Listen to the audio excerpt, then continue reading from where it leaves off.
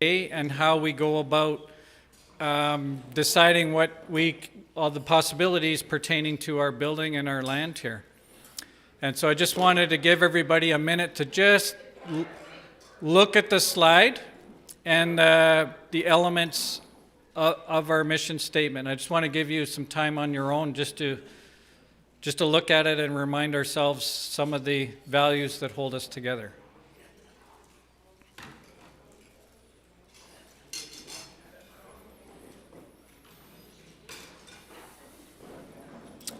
All right, Russ. Now, Adam took this slide out, and I put it back in, because I think it's important, the context in which we're operating in. There are 2 United Churches closing a week in Canada somewhere. And by the way, the United Church is the 3rd largest property owner in the country. Can you name the other 2? Government of Canada is number 1, and Catholic Church is number 2, United Church number 3. It's a lot of properties, so we're not operating in isolation. There's lots of things being done with properties. I'm going to come back to that briefly. We have had a lot of meetings about what to do with our buildings. The earliest thing I remember is Bev is here somewhere. Meeting with Bev and a few others, it's like, we got to do something. That was like pre-COVID, and there were in fact discussions going on maybe for 10 years about, our building isn't particularly well used. We want to do something more with it. So I think the context is pretty important. And then, as Adam has taken us through before, we are in a trend of declining attendance and declining revenues. So these are things I think that are important to guide our discussion. Next slide. So at an AGM in 2023. In fact, Adam, why don't you do this part? Yeah, have it. We'll be back and forth. So there's a couple slides here about some of how we got to where we are and some of the decisions that we made. So I'll talk about both those and then I'll throw it back over to Sean. So this is just a reminder of what happened. We started this, we've been talking about this for a long time, but formally started this back in 2023, where we formed the space team and said, go figure out what we can do with this space. Look at options, all that kind of stuff. The space team got together and said, and we looked at a bunch of stuff and said we needed help. And so we went and found Redevelopment, which was then the Trinity Centers Foundation, who is an organization. They are a faith organization, or they have a lot of folks on the team are faith-based folks, ministers and that kind of stuff, and the folks that are working with us certainly have a faith context. But they are an organization that helps churches and other organizations do community-focused, faith-focused, mission-focused work and redevelopment work. And they came in and said, yeah, there's lots of ways we can help. We have a thing called, they have some phases that they go through. So they went through their first phase with us called Lifting the Lid, where we looked at what our property was like. They looked at some of our financials, the property, and said, what could we do here?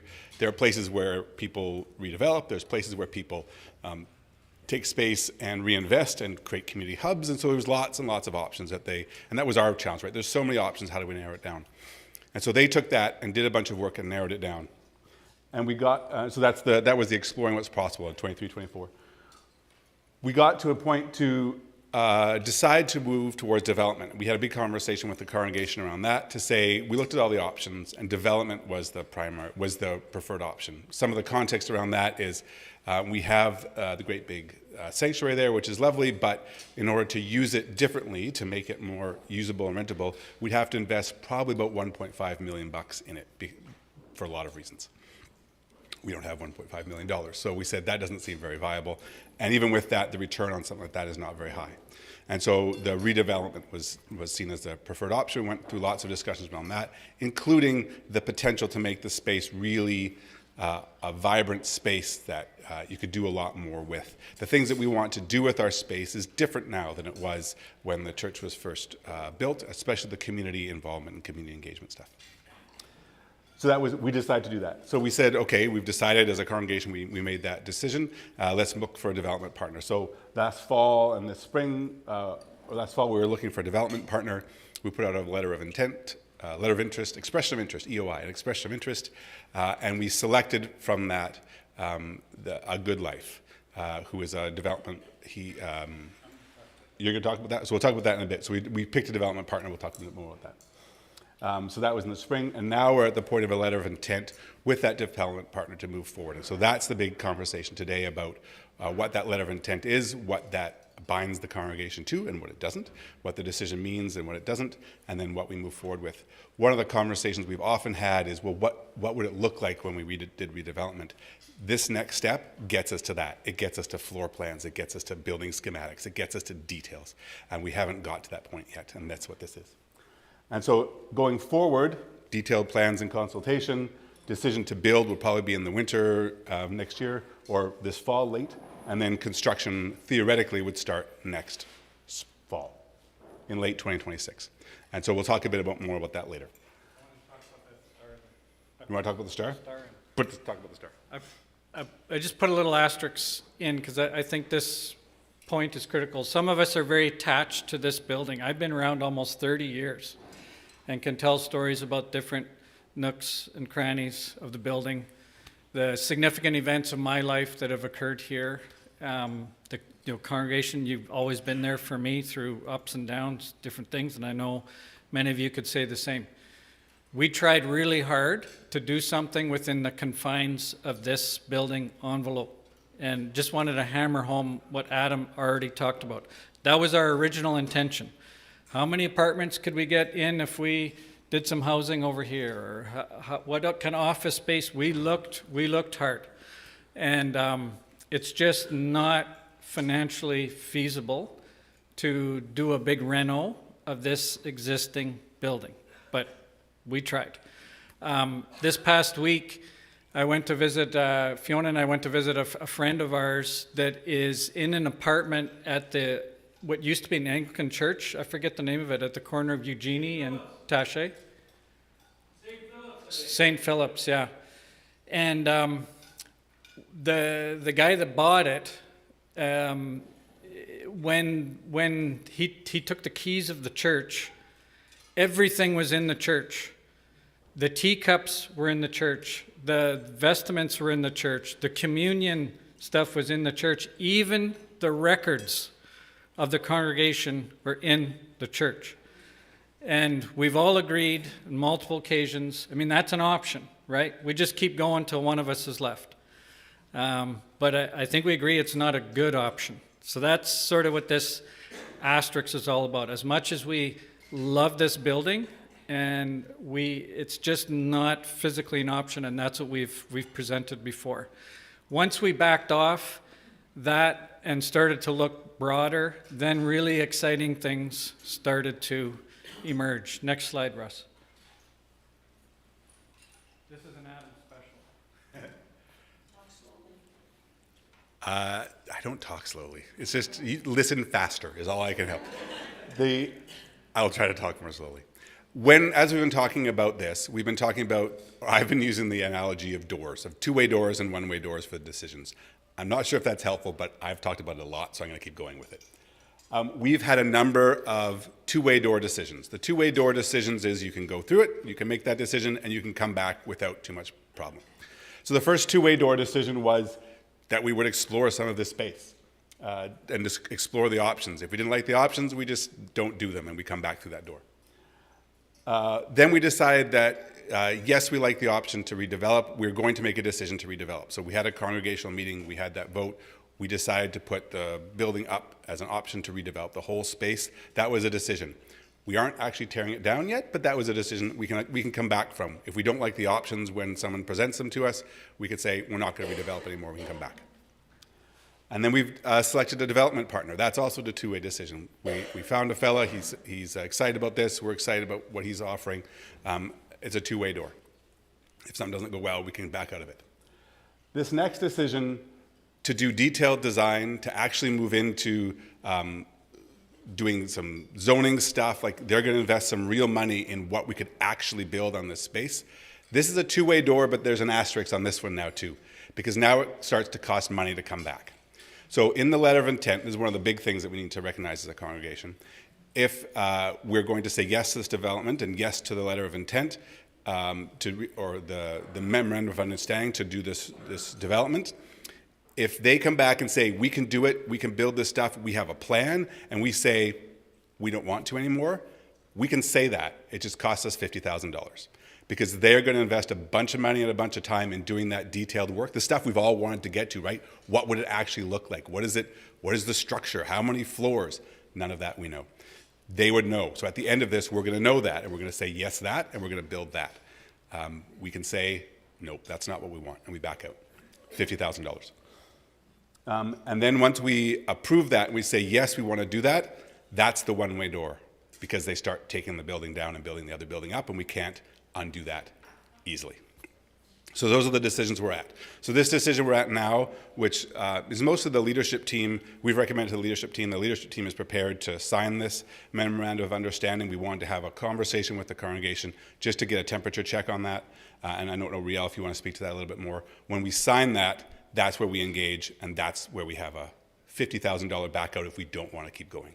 So it's getting real is sort of the point of some of that. Next slide. Is there any questions about that, about the decisions that we're making about that decision? Well, we're going to get to more of the details of letter of intent. Yeah, we're going to go through that, but that's the key point is that decision. Okay. So now we'll talk about our friends. Yeah. Oops. We just wanted to talk a bit about the partners that we're working with. And we're really pleased with the support that we're getting. So originally, as Adam was saying, is Trinity Foundation that it morphed into this Redevelopment. So it's a religious foundation. You think about it that way. Two of their main principals have been here and presented to the congregation, have worshipped with us. One is they're both clergy. They have experience helping congregations through these phases. They're not development experts. They're experts in helping congregations make good decisions. So that's who Redevelopment is, and they've been with us for a couple of years, as Adam has said. They are the ones that did the lifting the lid report, what is possible, what is not possible. But today I want to spend a bit of time talking about a good life, and this is the next, oh, sorry, I'll back up for a sec. I did also want to forward, just wanted to say Redevelopment is well connected. They're well connected to money that has purpose to it. They rented the church here and had a meeting in this space about redeveloping churches in Winnipeg. The meeting wasn't about St. Mary's Road United Church. We didn't officially host it. They just rented the space. There were 80 people at the meeting, including the Winnipeg Foundation, CMHC, the Government of Canada, the City of Winnipeg, the provincial government. There's lots of excitement right now about redeveloping churches, and there's money available for making normal housing projects affordable housing or supportive housing. There's money, we think, available for really vibrant community spaces that can engage the community. We seem to be hitting this at an ideal time, and Redevelopment is really good at bringing those kinds of resources to the table, and they've demonstrated that. Next slide. So today is a bit of a new introduction to this, A Good Life, which is the name of this company out of Regina, and we wanted to put a bit of a face to the main CEO. His name is Edward Archibald. He has some family in Winnipeg, and he's visited here often. He lives in Regina, and he has a team of folks with him. And, you know, we went through a whole process to select A Good Life, and we hit the reference checks hard, just on your behalf. And I want to tell you about one of the reference checks that I happened to do. We kind of spread that work around, but it was an Anglican priest that I talked to in Regina. And we went through the project that they're doing there at a place called Maryland. And she says it's fantastic. Like they want to partner. They're good at lining up money. They like projects with a lot of purpose. So they're not just wanting to build condos. They're wanting to build something that is going to engage the community and that we can feel like we're being responsible with our land. And the thing that really impressed me was that they set up a joint venture, as we're going to talk about here shortly, in Regina. And Edward had lined up Treaty 4 nations to put seniors housing in the project. And I thought, oh, I like that a lot. But went even further to said to folks from Treaty 4, can you appoint somebody to the board of this new nonprofit that would help to govern this space? So there's, to me, I think that's the kind of Christian that we're interested in, is power sharing, power with rather than power over. And that's the kind of project I think that we want to move towards.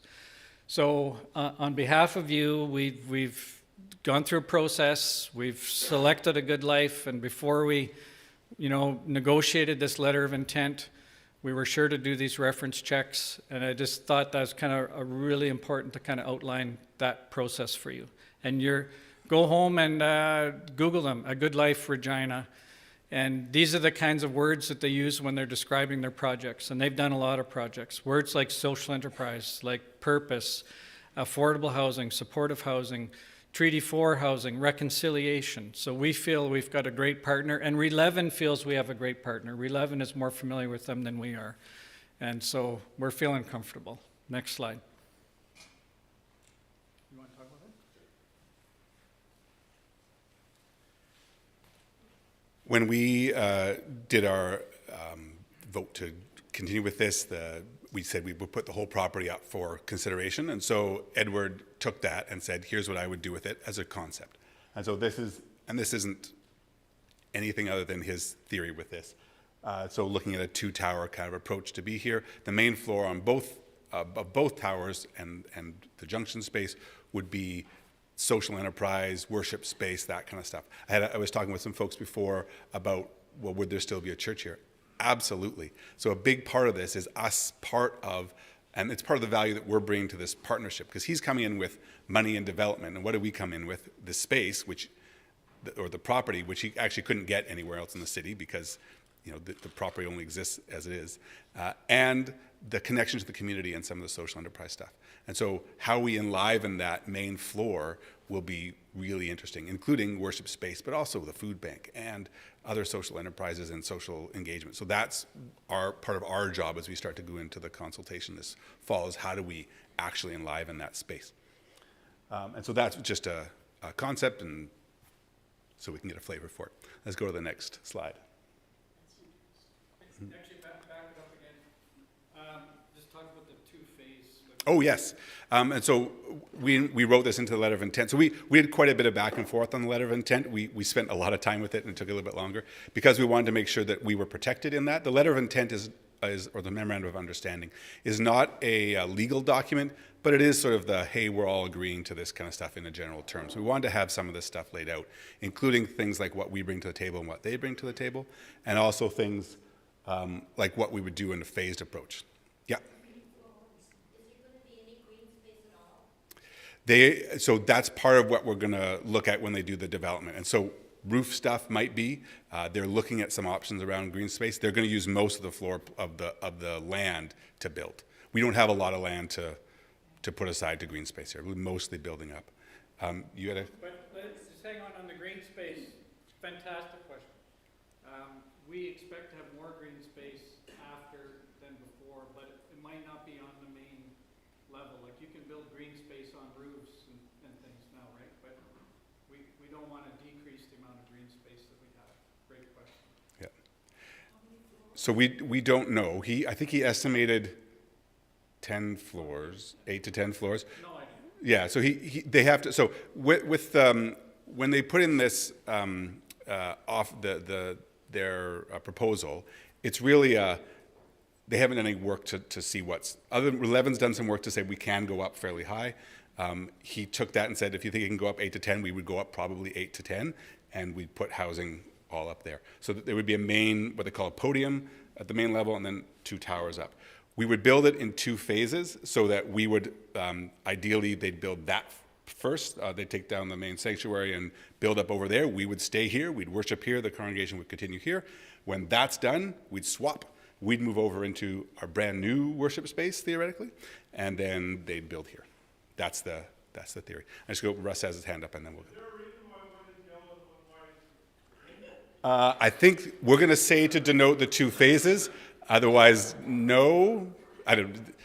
It's fairly conceptual. Who knows why? Yeah, Riders. He's a Riders fan. He snuck that in there.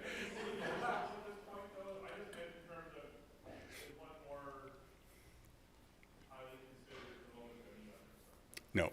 And in fact, when we were talking about it, the assumption was we want to keep the sanctuary and we'd start here. And we said, no, we actually want to start with the sanctuary and keep this one and then flip. And so that was part of the conversation. That we're all going to get into. Once this letter is signed, they're going to come and do a bunch of work with us, and that's going to start to become much more obvious. Yeah. Yeah, parking's terrible here.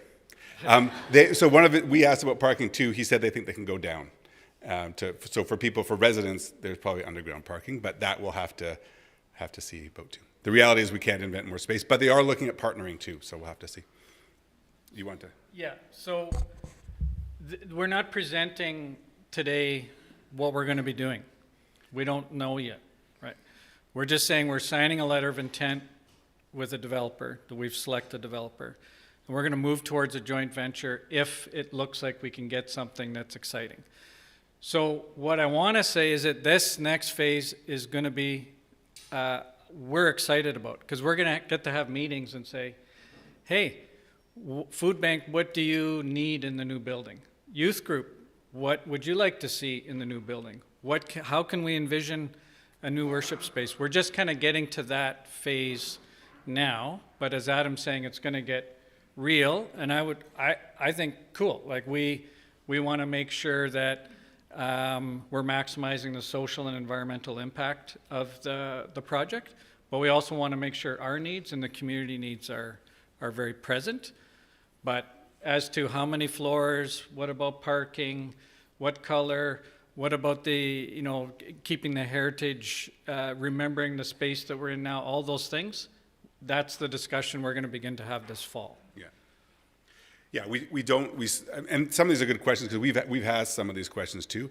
All of that will be considered, but this is where we've had this trouble all along about getting to some concrete things because people want to understand what was actually going to look like. This gets us, this is what it's going to look like. This gets us to floor plans and the answer to parking and the answer to green space and all that kind of stuff. Barb. Sorry, just further, I know what you're saying, but further to the parking. Do we have any idea how the community is going to react as a person with a business in the community right across the street? I am on the community boards, and I know there's a lot of talk about parking because there's all this infill housing, and there aren't enough spots in the infill housing for all the people that live there. So the street parking is always full, and the neighborhood is already on edge about parking. And 10-foot towers going up. Do we have any idea how this neighborhood is going to react to that? So, no, but also, I would say, well, here's what I'll say. Edward has done this kind of, because we asked him some of those questions too about how we talk to neighbors, because we also have a couple neighbors behind us who don't mind having a church here, but putting towers up changes everything. And so we said, how do we do that? He said, that's part of his job. He's done that lots of places to have some of those conversations. I think we have, part of the angle we have going in is about social goods, social development, that kind of stuff. It isn't just a guy coming in trying to put up towers to make money. There's more to it than that. But there is going to be probably some hard conversations there that he has offered to lead. I think we're going to need to be a part of because we need to see us as part of it. But I think we had this when we were looking at Norwood. We were going to sell Norwood to a developer at one point and had some really strong conversations with the community around that. We ended up selling the church to another church, but there will be some conversations, and we'll get people out who don't want us to do what we're doing. They want to have a church here. And the question is, can the community shut it down? Like, can the community make such an uproar about it that we won't be allowed to continue? That's my word. Yeah, it's entirely possible that this next phase will result in a no-go. This isn't we're going to build, this is we're going to move towards building, right? So Edward, he doesn't have any authority to have any discussions with anybody in Winnipeg about this site until he gets the letter of intent. And we're going to sit down with him, we expect, for an entire day and flesh out a whole bunch of things that are important to us as partners. And I think, Barb, we should, I mean, parking is a significant thing. He knows it's a significant thing. And when we asked him about it, he had a one-word answer in the beginning, and it's a three-letter word, dig, right? But we're also in a place where it says fantastic transit, so maybe and the city has lifted a lot of restrictions around parking. It's going to be interesting to see how it all unfolds. But it is all entirely possible that if the community is very upset, we might get to the point where, okay, I guess we're probably then would be in the position of just selling the building to a developer, ironically, and us not having any control over what's going to transpire, and we would go and rent in a community center somewhere. I mean, that could also unfold in this next little while. But I think that's part of the due diligence, and our understanding is a good life will be, having a lot of discussions in the neighborhood, and it'll be interesting to see how it unfolds. Yeah. The nice thing about this, about having a partner like Relevant and having a partner like A Good Life, is they've done this before, and they know some of the conversations, they know how to mitigate some of that stuff. But if the community is really, it's a bit of a political thing. Relevant has talked to a lot of folks at the mayor's office and city and developers and all that kind of stuff, and people are pretty excited about the project. They want to see it happen. All the restrictions and stuff, or all the laws that have governed this have been adjusted to make these kind of projects doable, but it is going to be some conversation. We'll likely have to get in there with the community groups early on so that people aren't surprised when it comes out of it. They'll help us with how we have those conversations, but it's going to be a big part of it for sure. Yeah, I don't know who is next. We'll go over here.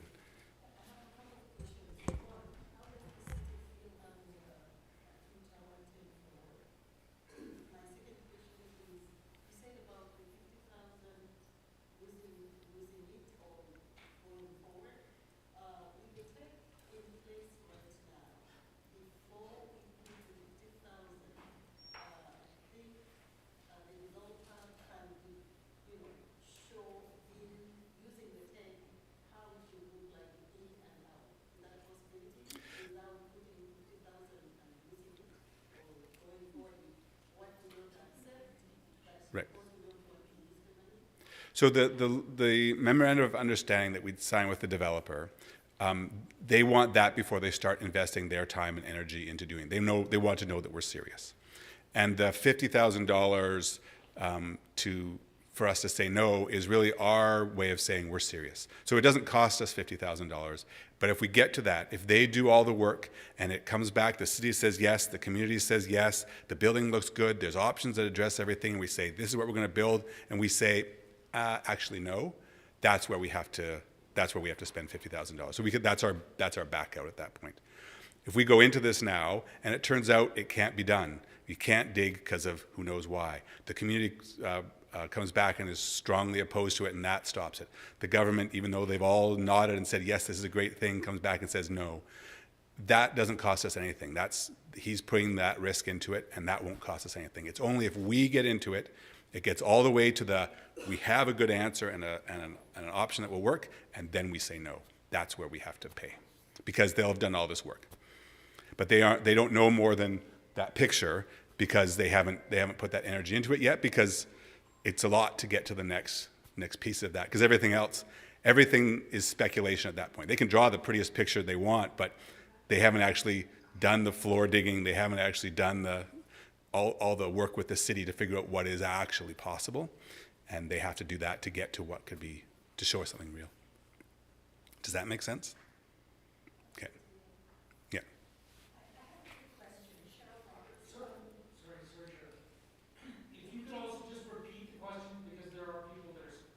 Sure.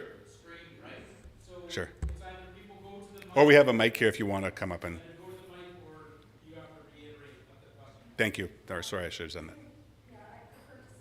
Sure. My question is just to make sure I clearly understand. So the letter of intent is from the developer, A Good Life, to St. Mary's United Church, and the church has input into that. So it's a sort of an agreement.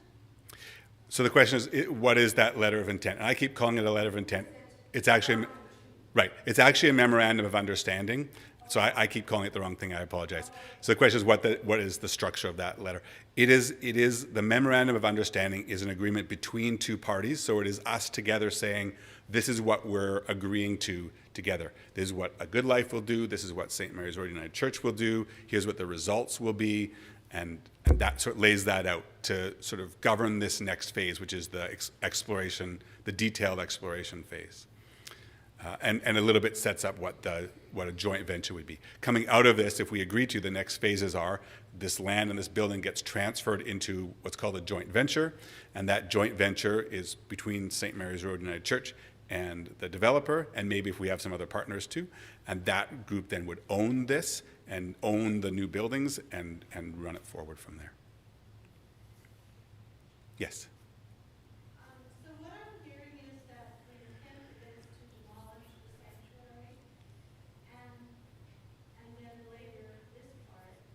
So does anybody have anything to say about the structure and materials used in that sanctuary?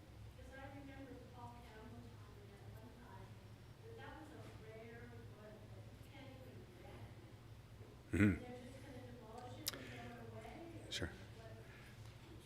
Yeah, so Sean will talk that. We've done some really good exploration, and Edward has done a tour to talk about some of that stuff, and they have ways of reclaiming and continuing forward, but you wanted to...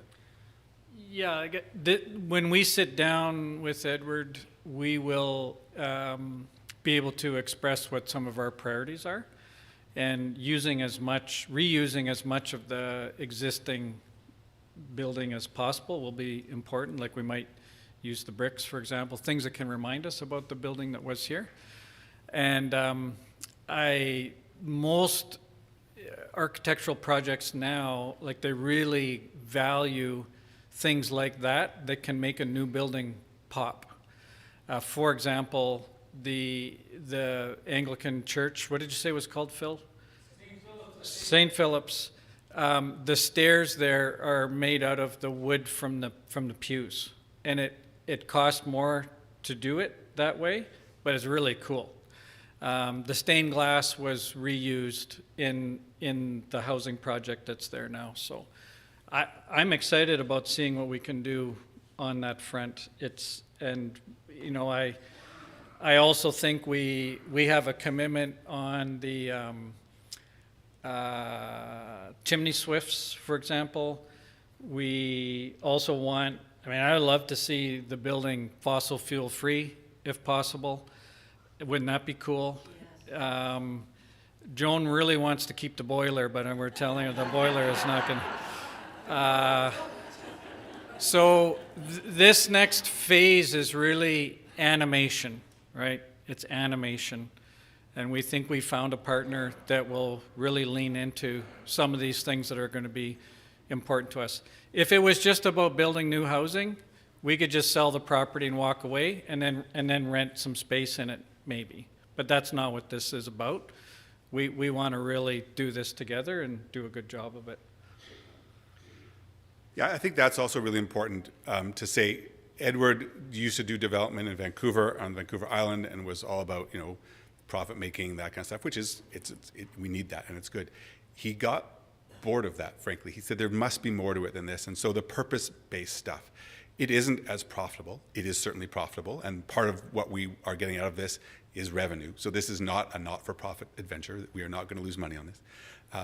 But there's more to it, and so it's that missional purpose stuff that is exciting for him. That's why he wants to do this. It's exciting for us. That's why we want to do it, and that's why we think we're a good match with them. But that stuff around, how do we save the wood? How do we save? There's a lot of the conversation. He mentioned that right up front when we were talking to him. Is there's stuff in here we'd want to reclaim and bring forward.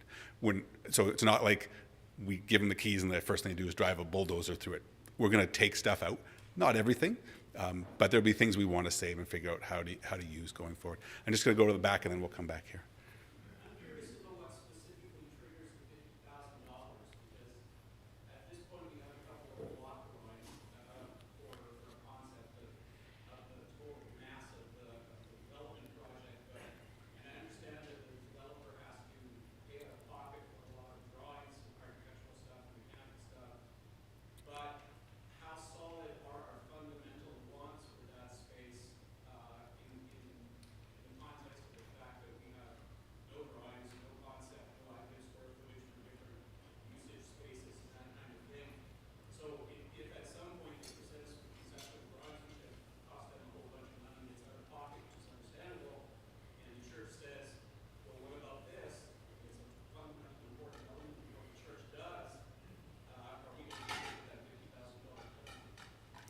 Right, so the question was, what triggers that $50,000 penalty? I'm just looking at the LOIs, or the memorandum of understanding to see, there it is. I'll read what it says exactly from the memorandum of understanding, because the question was what triggers that, when do we pay? So the memorandum of understanding says, it's under section 5, compensation for concept work. If St. Mary's Road United Church does not proceed with the development, it will pay a Good Life $50,000. If St. Mary's Road proceeds without a Good Life, it pays $75,000. No fee is payable if the development proceeds jointly with a Good Life. So it's that decision point. We're going to be involved heavily. It's not like they're going to go away and come back with something and we're going to go, we don't like that. We're going to be heavily involved in some of that. We may get to a point partway through where we all decide we can't do it. That would trigger some of this. Mostly it's at the end where we've all been part of the conversation and the consultations have been good, and we still say we just don't want to do it anymore. I just heard into that, it's just that how flexible is the negotiation within that process of concept and going ahead with it. Right. And how does that fit with $50,000? Because if at some point the church says, we like this, but this is a problem, can they say, well, it has to be part of it, and that's the way it is, and back out to $50,000? I just don't understand what the negotiating. Right. So the question is, what is the negotiation in there? So how much involvement do we have? If we get to a point and say, we want this, and they say you can't have that, where does the negotiation, how much power do we have in that negotiation? I think the reality, so there's lots of room over the next few months to be part of the joint creation of what this is. They want to do this as a partnership. They don't want to just build something, but they have expertise and they know what things work and what things don't. And if we decide to gold plate everything and they say, you can do that, but we're not going to make any money off of it, so no, and that's a showstopper for us, then we have to, there's going to have to be give and take, and we are going to have to give up some things that we want, and we're going to get some things that we want out of this. And so there's going to be some negotiation there, but we have a lot of time to work with them on what should be in it and what should we go. It's going to make a big difference too, like how much is the Winnipeg Foundation going to come in? How much is CMHC going to come in? How much is Efficiency Manitoba going to come in? Like there's all these external partners too that we're going to negotiate with in the next few months, and that's the part that's unknown. But we think there's a lot of interest in doing something very special, and we're feeling good about bringing back to the congregation something that we can all be excited about. Phil. Two separate questions. One, Sean, could you do that in Hebrew? Just around the denominations involved in the various levels, and your just so to reassure people that this is not happening without the denominations awareness. Sure. So that's kind of one of my roles on the space team is being the main contact with Ken Thomas. Ken Thomas is the head of the Regional Property Commission for the United Church. It's not a committee, it's a commission. Who would have thought that Ken Thomas would have so much power, and who gave it to him, I have no idea. But he's I don't know if he's still a member of the church, but he certainly was here for a long time. So those of you who don't know him, he retired from a career at Manitoba Hydro, went on into ministry, and we're keeping him and his committee in the loop because we don't own this church. The United Church owns it. We are stewards of this building. So that's an important point, Phil. But what I can say is that they're excited about what we're wanting to do. And one of the reasons why they're excited, two reasons.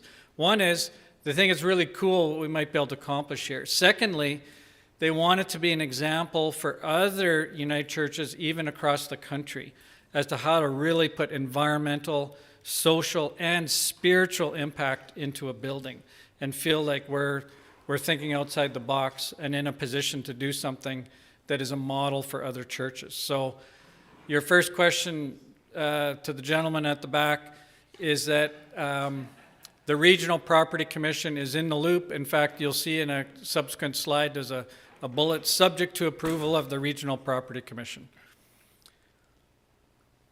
Mr. Butcher? Is there consideration of approaching some of the adjacent properties Yes. to expand the footprint for parking and green space Yes. and building? Yes. Yes.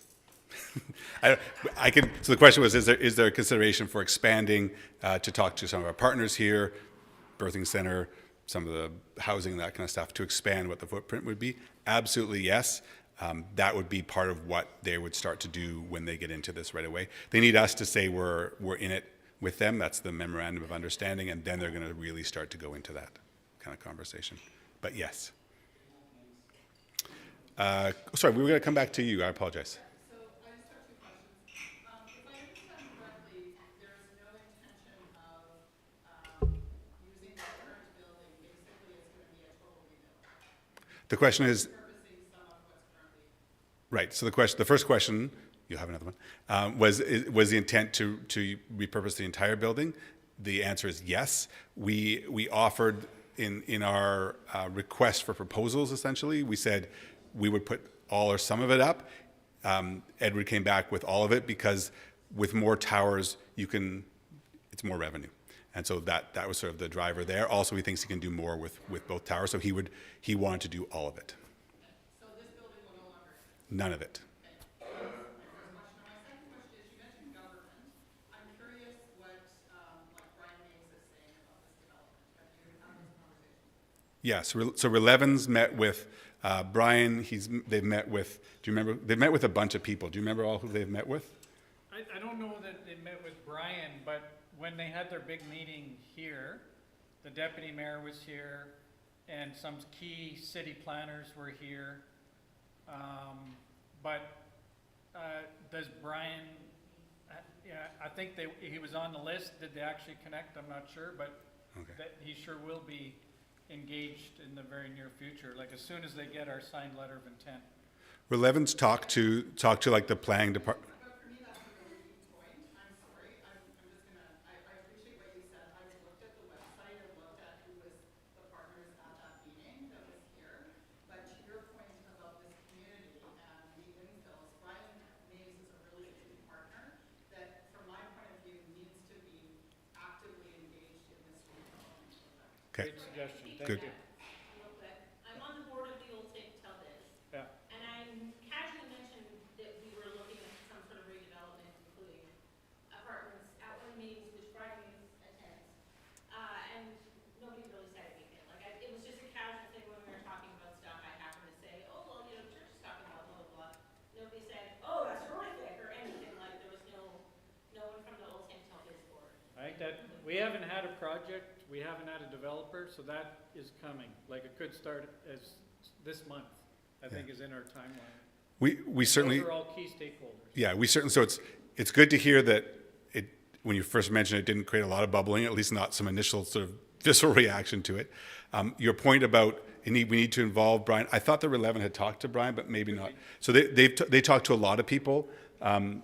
But we haven't got anything in writing from any of those people either. And so it's a lot of nodding and saying, yes, this is good. And so this is when we're getting down to brass tacks, as they say. And so we will do it carefully. That's why we have Relevan and the developer, because we don't know how to do it. They do. And so they should, as part of their first stuff, start to engage with those folks. And when in talking with Edward, he knows there's sensitivity around infill. He knows there's sensitivity around church development. He knows there's a bunch of sensitivity there, and he's done it in a bunch of places.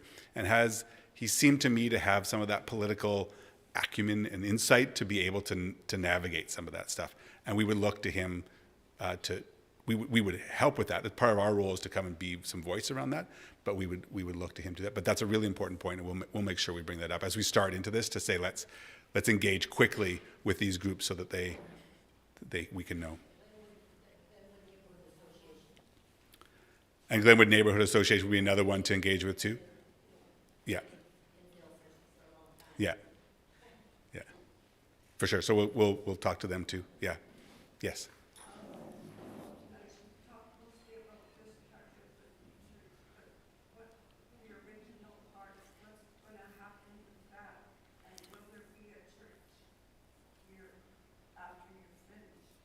So the question was, what will happen with some of the original part of the church, and will there be a church here when we're finished? So I'll start with the second part. There will absolutely be a church here when we're finished. Will it be a standalone church building? No. Will it be an active, vibrant congregation inside an exciting, dynamic community space with food bank and other things? Yes. And so it will look different. It won't be a church building standalone, but there will be a church inside a community space that enlivens that space. The plan for the whole property, so the sanctuary, the old part, and the CE building, I think the CE building was actually here first. I might be wrong. Anyway, all of it will be taken down. We'll start likely with the sanctuary because we use this space more than we use that space. We'll likely start there. They will build up there.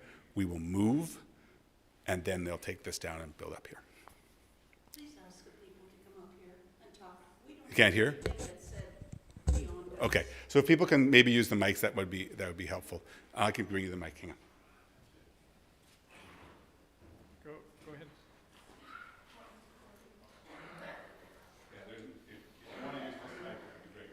Otherwise, we'll just try to.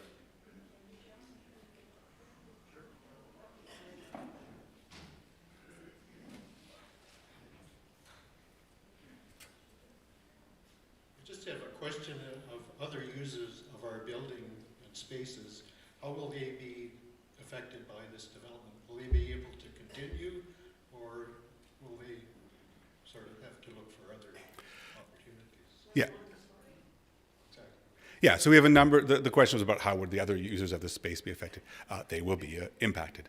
Most of the impact is most of the users, regular users are in this space, and so the idea is to maintain this while we create new space that we can move into, but Montessori, food bank, the church, key tenants. There's also lots of community groups that use the space that we're aware of. There's folks that rent this out. There are a few folks that rent out the sanctuary, but they will have to find somewhere else to go. And it's not like it's an ongoing thing. It's the music festival rents it once a year, and there's other groups that rent it once in a while. We might have a new space for them to rent later. Otherwise, that's just going to be an impact. But that will be part of the conversation, especially about the phased approach, so we don't sort of take everything down and have nothing for people for a couple of years. We need to have a space and transition and shift around. So that will be part of the plans that will be approving at the end of this to say, here's how we're going to shift that around. Why don't you go through quickly the letter of intent, and then we'll take more questions. Sure. If you can go to the next slide, maybe the first slide. Can you go back one? Okay. So the letter of intent has a number of things in it that tries to state what we're trying to do, and you can all read the letter of intent. I don't know whether we published it to anybody, but we can share it. It's not secret. We negotiated this. Yeah, we negotiate. We spent quite a bit of time negotiating the letter of intent, and so is it perfect? No. Is it good? Yes.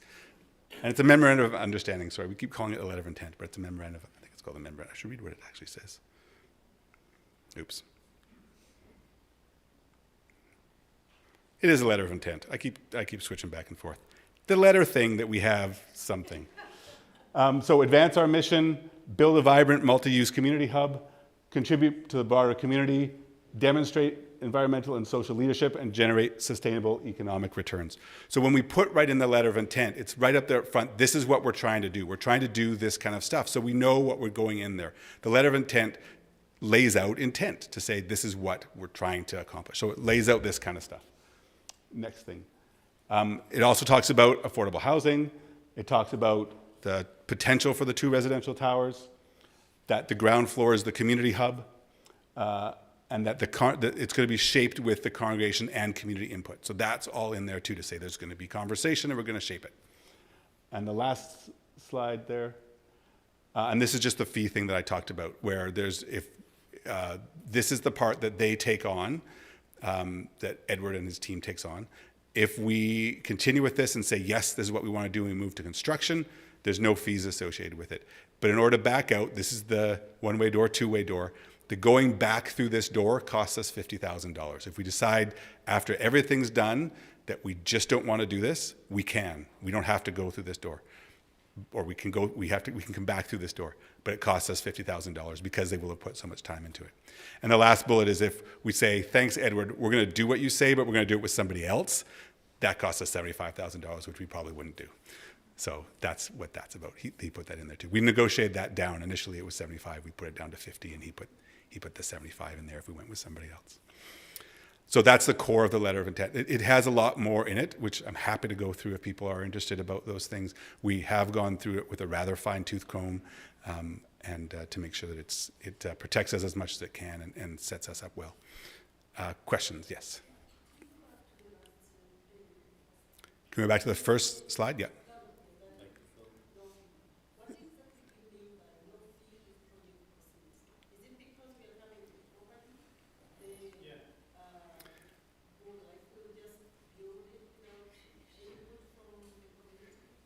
Yeah, so the question is, what does it mean by no fee on there?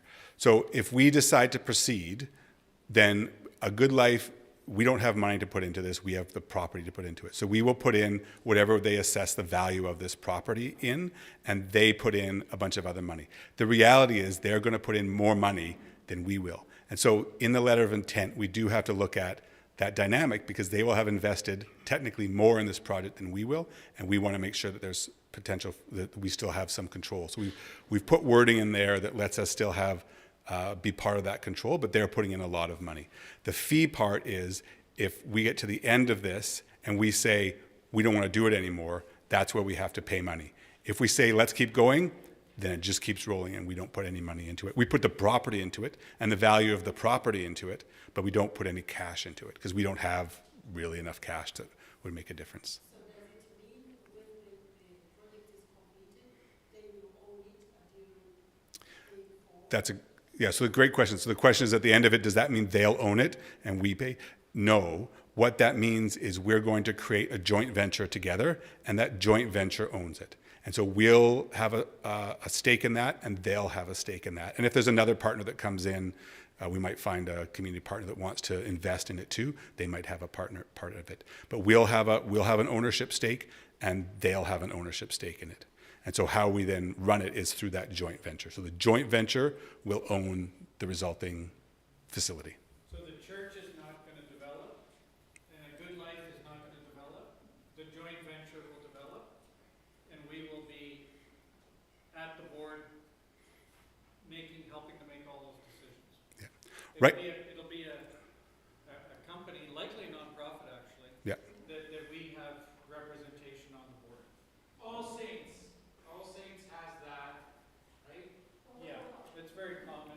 At All Saints, I think they split the profits of the house.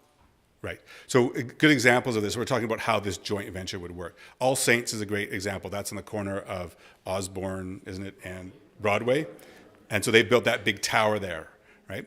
That's a joint venture between the developer, which I think is University of Winnipeg Housing Development Corporation 2.0, and All Saints. They own it jointly, and they run it jointly, and they split profits. Not equally necessarily, but they do split the profits. And so the church gets some of the money out of it, and the developer gets some of the money out of it long term.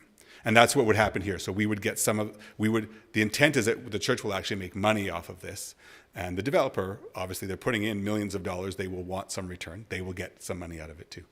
And in the end, once the lifespan of that relationship is over, United Church will own the church? No. So the question is, after the lifespan of that relationship is over, the United Church will own it. That relationship won't end unless one of us decides to end it. So that will be a big legal agreement. There will be exit clauses. We might sell, they might sell, whatever it is. But the United Church, it doesn't end, and the United Church doesn't take ownership of it. The United Church essentially sells this property or gives this property as their contribution into the joint venture, and then are members, owners of through the joint venture. But that doesn't end unless the owners, us and the developer, decide to dissolve it or sell it in some other way. But that would be the entity that would continue on. So we would be stewards in a different way of the space through that joint venture. He's gonna go to the mic. Yeah. So who determines the value of the property? The- Is that independent, or is that Yes. agreement among the parties, or how does that do? Yeah, so a little bit of both. We will get people to assess the value of the property. We might do our own, they might do their own, we will come to some agreement of the value of the property and put that in. There's other pieces, though, that are also part of our stake. Because if we took this, the value of the property, I'm going to make up numbers here, pretend it's $1 million. They might put in $10 million, $20 million to redevelop. That's a bit of an imbalance. It's not just that. We come in with significant capital, social capital, in terms of our relationships. You couldn't do this kind of development on here, the kind that we want to do, without a church here, because we're going to enliven this space, and so that has value. We've written that into the agreement too, that we come with this value that is intangible, and there's often legal agreements that have this intangible value stuff, that we're going to be part of our ownership stake. So I don't expect it's going to be like a 10%, 90% thing. We should be more equal than that, not just money. And there's also land lift. So there, do you want to talk about that? Yeah. Okay. Arthur McLeod, I'm the secretary of the leadership team. We've been through this letter very carefully too as a leadership team. There is a lot of clauses about the value and how that is, and there's this area called land lift, which I think I understand, and Sean's going to explain it to us, but that's, as far as I understand it, is the value of the land as a charitable property is, you know, whatever the $1 million that Adam said. The value of the land as a potential housing platform is higher. So that lifts the value of the land. Getting that land lift requires effort, and that effort is going to be put in by our development partner. That's the permitting, that's talking to the government, that's getting all that stuff approved. Once it's approved and the value of the land increases, we then share that. 50-50. Yeah. We share that 50-50, that increase in the value of the land. They put in all the effort to make it happen, but we get half of the benefit. So a specific example, I was involved with purchasing an old building in the North End, which is now the Social Enterprise Center. It was a dump when we bought the place. It's 30,000 square feet. And the guy we sold it to, he came back after we fixed it up, and it was full of human beings. Like in our case, Indigenous folks wanting to gain access to the labor market through the social enterprises were there. The place was buzzing. There's no way he could have done that on his own. Zero chance. And he said to me, I should have charged you more. That's land lift. Like the love and compassion that we're going to put into this thing. And Adam made a critical point before, which I hadn't really thought about. You didn't even realize you made a good point. Is that you can't get land like this in the city, right? And we control how the land is going to be used.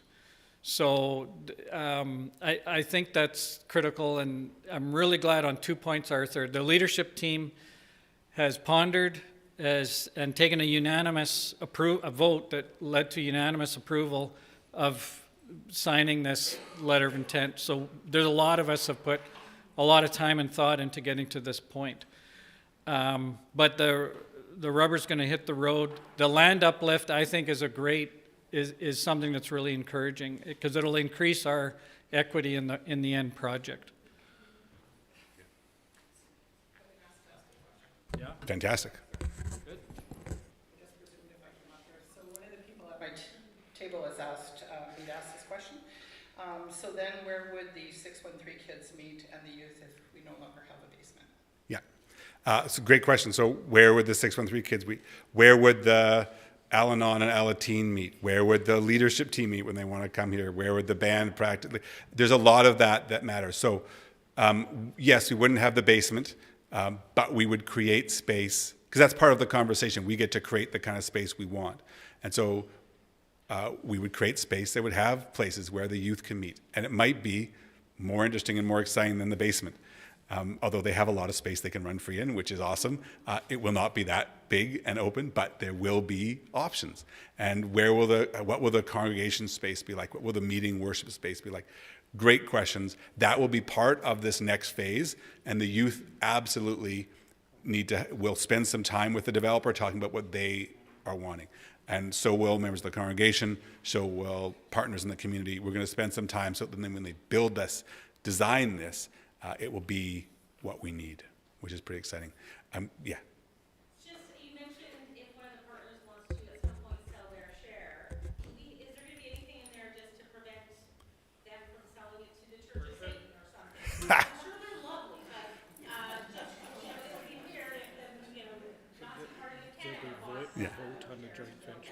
Yeah. So, yeah, the question is, so I made a comment that if one of the partners wants to sell, then what? And if they want to sell to the Church of Satan and they have more, would that be a problem? Yes, that would be a problem. So yes, we would have to put put a bunch of that into the formal legal agreement about how that exit works so that we're protected, because we will have a minority stakeholder in this. We won't have the majority position, but we need to protect ourselves in that, which we can certainly do. And there will be, I think we'll bring that back. You were saying there'll be a vote on that. Well, the congregation will need to vote on the joint venture. Yes. So that we'll give people a few weeks' notice, and then we will have a vote, and we'll go through the details of the joint venture. And this is where Redevelopment is great, because they've been representing churches in very similar situations, and they've been great so far to make sure that we're protecting our own interests. But I think that's a great point. Yes, and we'll have legal counsel. And so we are going to protect ourselves in this. We have our eyes open. Some of that stuff is great to mention, and we'll have some conversations back with the congregation about that. But we will protect ourselves as much as we can in that joint venture. The intent, though, and that's what the letter of intent is, we want to get in this for social good. And that's what they want to get in it for, too. And profit, which has to not, let's not mince words. That is partially what this is about. We will make money off of this. They will make money off of this. But it's more than that. It's more important than that. It's a social good. Question, yeah, do you want to come up here? Okay. I've been worshiping in this congregation since 1963. I'm really excited about this. I'm 86. I don't know how much longer I'm going to be here. And it makes me feel good to know what's going to be happening when I'm not here anymore. You give me the shivers, Lenore. Thanks, Lenore. Lenore was just saying that she's been worshiping here for 183 years, I think is what it was. She's very excited about what this means and going forward. I don't want to paraphrase too much, but I think I've heard that from other folks.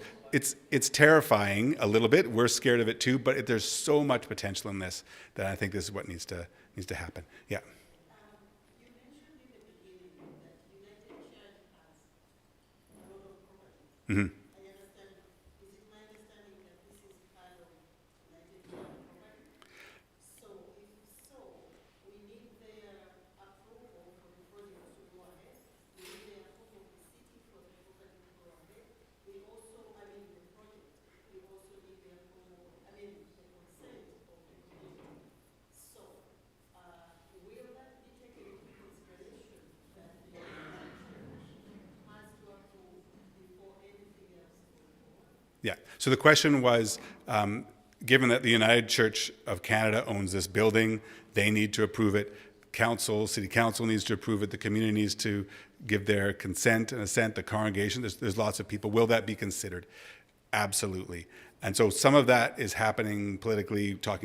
We've done some of the groundwork. So we've made some friends. Redevelopment has made some friends in City Council and a few other places in the development office. We know people are excited about this.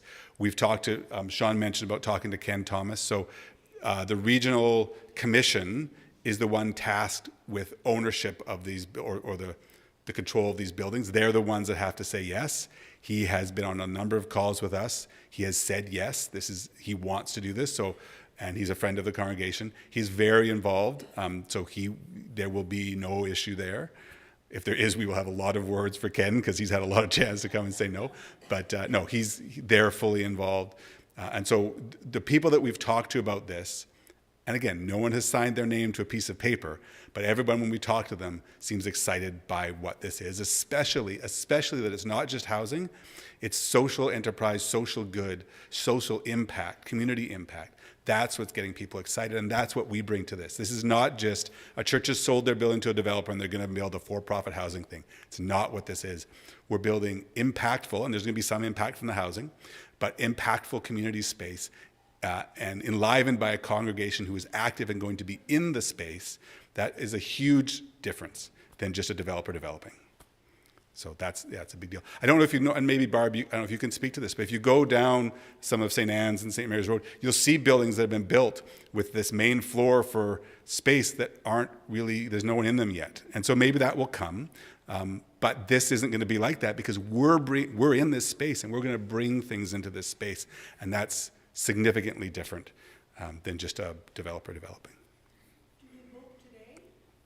We're not voting today, and I don't know if Riel wants to speak to that, but the leadership team is taking on the task of assessing whether we want to enter into this. The letter of intent, really, the big thing for us to understand is that backout clause, but if we believe that that's the right thing to do, we do that, and the votes come when we start to have tangible floor plans and things to work on. And actually, because that's a lot of the questions were about what if, we don't know the what ifs yet. And that's always been the questions all along. And those are the right questions. We will now get those answers and come back with something to say, oh, do we want to do that? And we're going to require your time this Yes. fall. We're going to have meetings and they're going to be fun. They are going to be fun. And, yeah, and I think, you know, the neighbors will be engaged as well. So lots is going to happen in the next 4 months. Some people need to leave. Feel free to go. We'll be here another 5-10 minutes. Yeah. I would say if you're excited about this, if you're like Lenore, that we'd love to hear.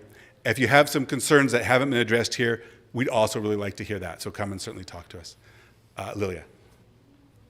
Microphone. Thank you. Hello, I will come use the mic because John wants me to and I do what John wants. So I think, like we can tell from this meeting, and I think throughout this whole process, that this is like a pretty emotionally charged issue. Like I don't think that's any secret. I like both like good and bad, and that's great. And I think independent of like my feelings about this sort of whole process, my biggest concern is that, you know, we end up going through this whole process, we have this shiny new building and it's great, but we've all kind of torn each other apart so much in the process and people have felt sort of left behind or unheard or all of that stuff, and we don't end up, you know, we have a building at the end of it, but we don't have a congregation anymore. So my question is, are sort of any of these partners, maybe particularly Redevelopment, are they involved in sort of navigating that kind of transition process and making sure, like the sort of, the like social emotional aspect of all of this? And if there isn't sort of that explicitly built into that partnership with them, does the space team have a plan for how you folks are going to approach navigating that so that we do maintain this community and have, you know, all these people to fill this building with? Yes, thank you. Excellent question. Part of why we have Redevelopment is because they have some of that capability.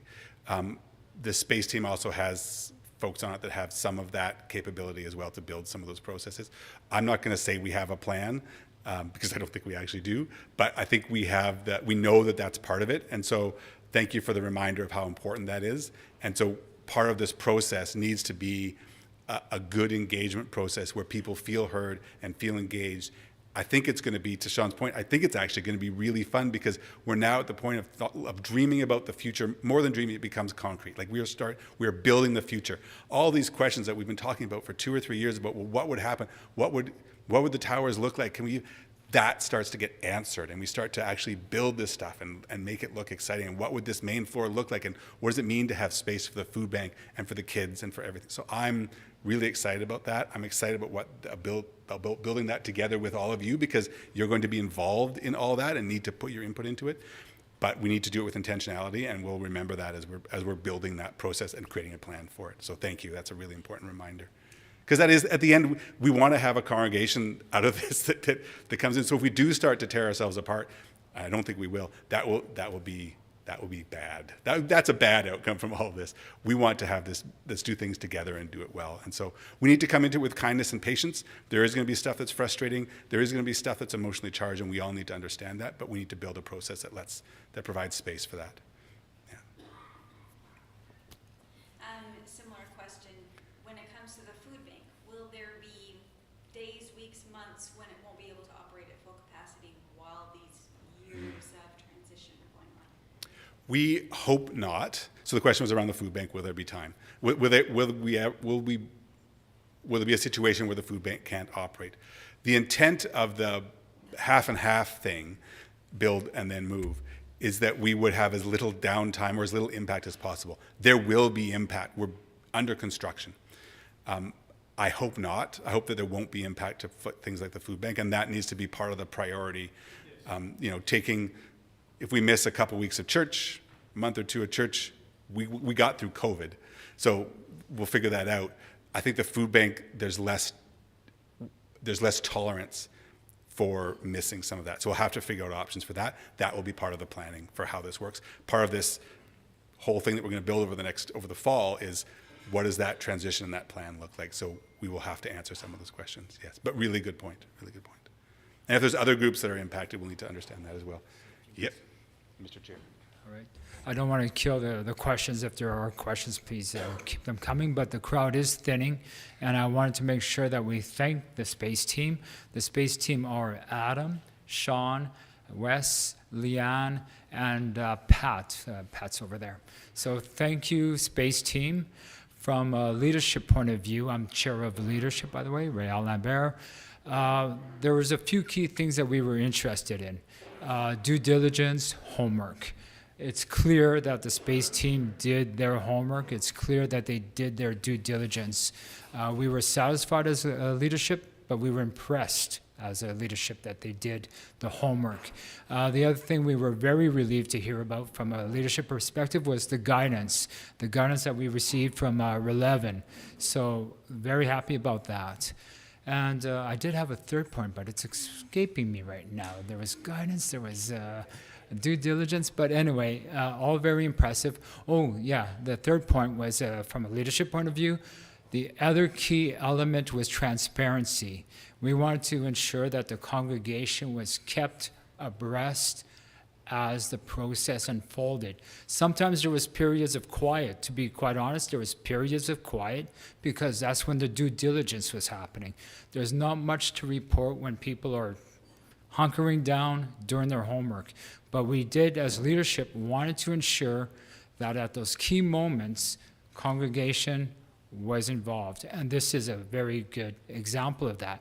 We are now at a point where we are prepared to sign the letter of intent, and leadership is prepared to sign this letter of intent because of everything I just mentioned, due diligence, homework, so on.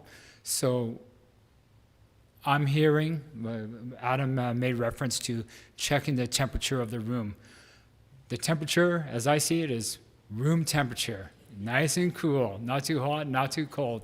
So I'm feeling good about, I would be the one that's physically signing that letter of intent. I feel comfortable signing that letter of intent, exactly as you've seen it outlined. So anyway, I just wanted to wrap up on that. If this is indeed a wrap up, thank you for the questions. There is a question.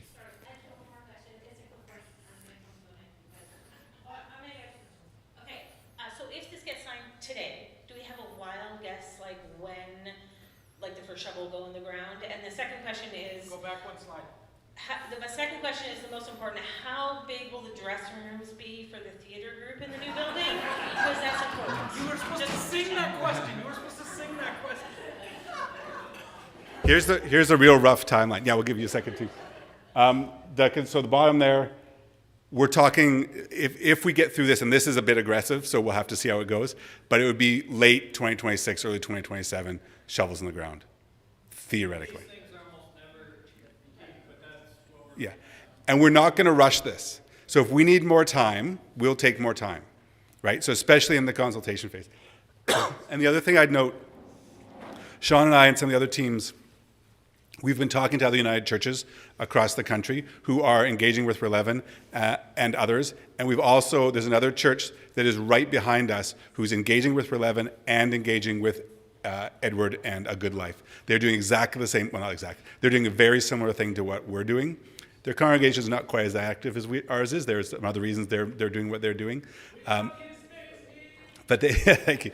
But there's a number of groups that are doing this kind of stuff too that we are going to continue our relationship with, so that we can talk about how they're, bumps that they're having along the process, and share some learnings from that. So we're not alone in some of this. I'm trying to learn the lesson from St. Philip's that I'm not left putting all of the tables away. So before everyone bleeds out of the room, can we give a timeline? And then can I have a bit of help with the tables after we wrap up? Fantastic. Slurs. I just want to say that when we get right down to the nitty gritty, I think we should have an auction, because there's a couple of things that I will purchase before we tear it all down. 100%. And, okay, good, because I want to put my name in for those. And, Yeah, don't start writing your name on stuff yet, but yes. But start looking around, start looking. If I look at the one, there's going to be trouble. And I was wondering about the organ, could that be sold? I mean, it's fairly new organ. What are you gonna give us for it? I don't know if it'll fit in your house, but yes, you can. Great question. I don't, And yeah. the underground parking, there was underground parking. Mm-hmm. So can we access that anyhow? It's, yeah, so several questions there. When we get to the point of actually tearing stuff down, we're going to, take what we want and then probably sell off things. We did that when we merged, right, the churches. We did some auction stuff, so yes, I think that will happen. What will happen with the organ? I don't know, maybe we'll put the organ in the new space, right? So who knows? But we'll have to figure that out. We're not going to blow it up. We'll try to do something with it. I'm not sure what the resale value of an organ is. But yes, we'll do a bunch of that stuff. And underground parking, that used to be a Safeway. There was underground parking when it was Global Television. People have done it before, so we know it's not impossible. So yeah, we'll have to see how that goes. But there's lots of other things. Last questions. Call for last questions. Do you have a last question? Yeah, just in my experience, usually written into tenders or these kind of situations is some verbiage about how existing materials are used or reused. So hopefully that all gets nailed down, stained glass windows. Yep. The 6,000 pianos that we have in the church. Yep. All that kind of Of which one is tuned. And stuff like that, because You stop just short of the mic.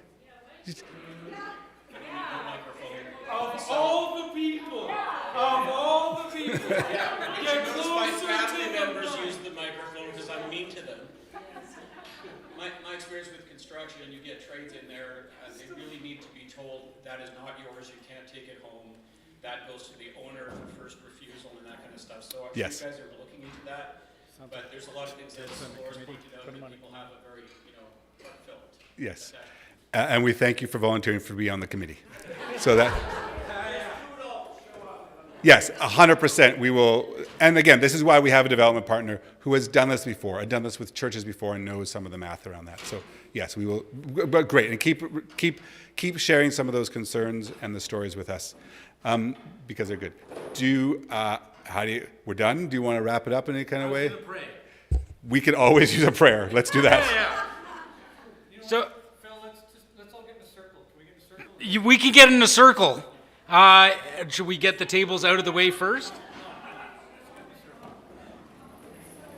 I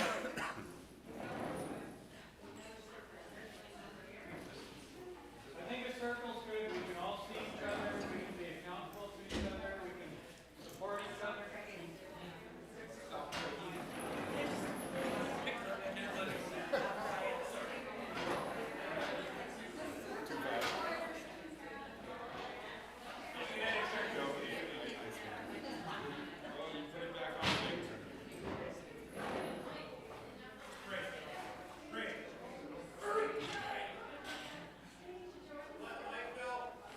Well, someone will lead us in a round in. Burn off those wagon wheels. I'm more excited. There seems to be more discussion, and I'm glad that we've done the next steps. I hope the building is not green and orange. That was an interesting choice, but I mean,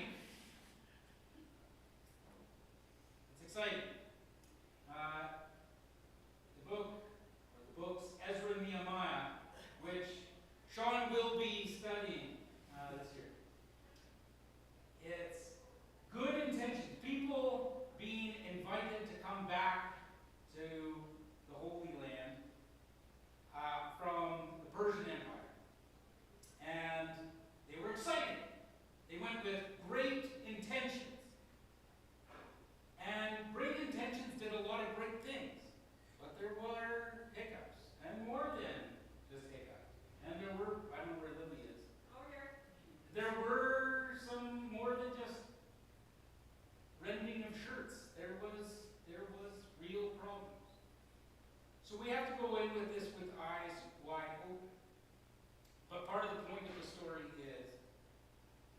the second temple was built, and the rights were reestablished.